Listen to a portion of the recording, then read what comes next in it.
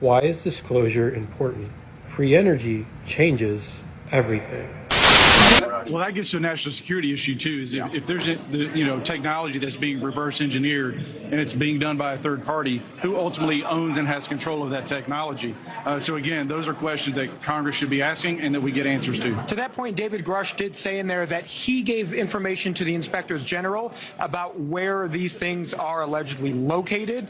Do you have access to that? It's a letter that's going to be penned that the members who are here today will likely sign on, as well as any other member, Democrat or Republican, to get that information and then disclose it to the American people. Potentially visit those sites? 100%. We'll see what they have, yeah. Yeah, 100%. Hey, y'all, what's next? We're going to formulate some more ideas. We'll get some legislation out of this. But what I'd hoped, honestly, was I'm shocked, actually, at just the amount of information that came out, because all the roadblocks that we were put up against us. So I think what's going to happen now, the floodgates, other people are going to say, I've got some information, I'd like to come swear in. And that's what we're going to start doing. We're going to start talking to people. We're going to start naming names. I want you to think about this.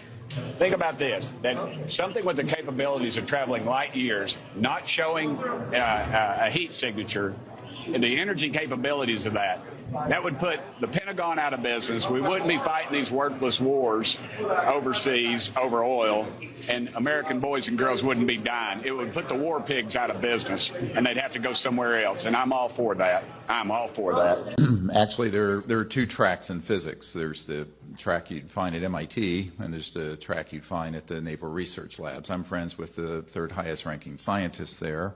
And some other folks, as well as some physicists down near the Redstone Arsenal and the Marshall Space Flight Center. I can assure you that they have used very high voltage systems at low input of power, meaning low total energy consumption, to create what's called a Poynting vector into space.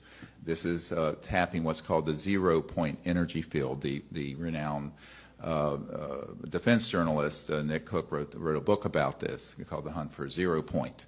And without getting in too much into the physics of this, I will just say that studies on this matter began actually in the 1920s with T. Townsend Brown, who later became key to the RAND Corporation.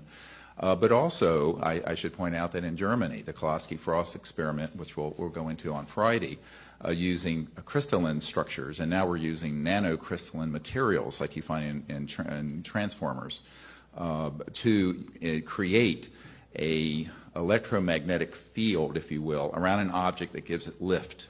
And there are classified aspects of some of our known aircraft, and I talked to Admiral Wilson about this, such as the B-2 Stealth, that involve this. But the ones that look like they're circular, so-called flying saucers, there have been prototypes of this for a number of years, and about October 1954, from sources I have who have been in what's called the vault at the National Security Agency and other facilities, we really figured out gravity control, and which means that we can do lifter systems such as the ones that people report in UFO. I'd like to reserve that. Well, I think that's where we are today, and I think this is what President Eisenhower said in his last address when he said, beware the military-industrial complex. And if I might say so, I think that the withholding from the public of this information is not only a crime against humanity, it is actually causing us to stay on a petrodollar system that is destroying the environment. I think most people miss the reason. I mean, my meeting with CI Director Woolsey, the only thing he wanted to know is why won't they tell me about this? And the same thing with Lord Hill Norton, the Minister of Defense of Great Britain. And I said, sir, the reason they don't is that you're good folk, and you would not go along with criminal secrecy, illegal secrecy, that is withholding science and technologies that would give us a civilization without oil. Now, but that's a multi-trillion-dollar problem. And I think we've reached the point where the tail is wagging the dog. The special interest and the influence from corrupting, I'm going to use the word, corrupting influences within the national security state ties right straight into the macroeconomic order and the petrodollar system. The secrecy isn't because people are going to hurl themselves off the bridge into the Potomac River because we're not alone in the universe. 65% of the public believe there's intelligent life out there. Over half the public believe we've been visited. 43% believe they're here and visiting us currently. And these are in recent polls. The bigger issue is, why would we be keeping this secret? And there is a document that I have from the Federation of American Scientists released 2 years ago that there are 5,135 patents that have been seized under the National Security Act. Dr. Greer, Yeah. we have to end your... Yes. your- The heck's going on? So I got to check it, and sure enough, and and staff members blocked, told us that David Grush wasn't reliable, and it's not their position to do that. See, that is the swamp. You got somebody whispering in their ear, some contractor or some friend or somebody in Congress is compromised because they went on a trip overseas and they let their guard down and ended up getting filmed doing something they shouldn't have been doing. And that's exactly what the Russians would do with these honeypots, and our own people would do it just as well. They're just as dirty. And so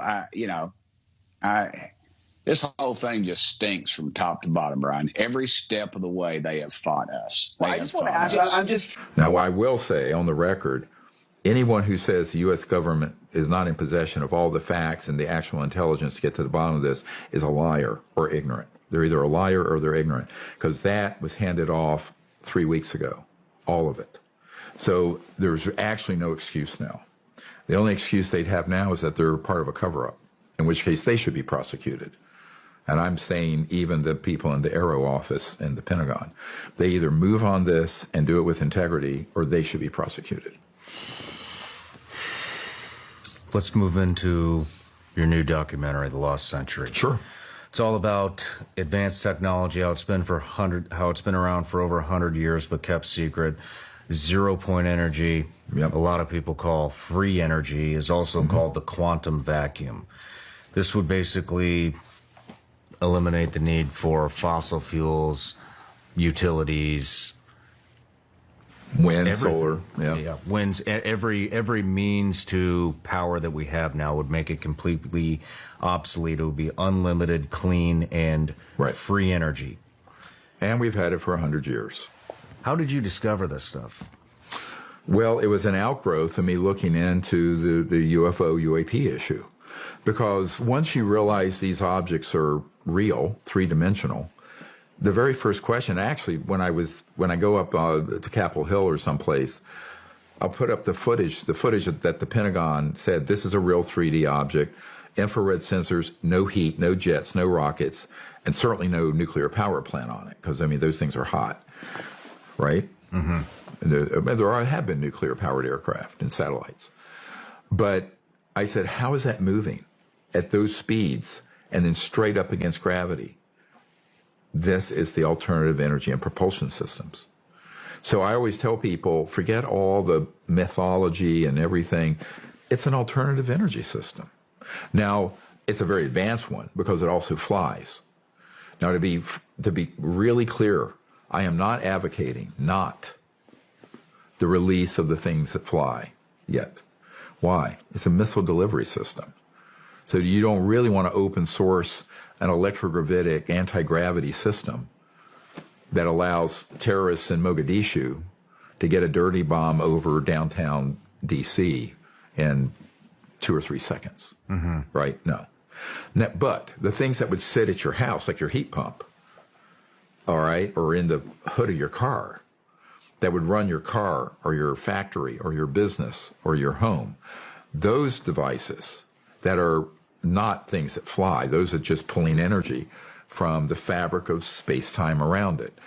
And physicists have estimated that the volume of space in a coffee mug has enough potential energy to boil off all the oceans of the world. Is that much latent energy. So tapping into it to run the entire United States, the whole world, be like taking a thimble of water out of the Great Lakes. So it is what, Tesla called it the infinite energy field. And it began to be discovered, if you look at it, all the way back. But as soon as you step into the reality, the three-dimensional reality of these UAPs and UFOs, you immediately begin talking to people. And this is what happened to me in the early 90s. to people who know the physics of the energy systems, because these things are not using oil, gas, coal, nuclear.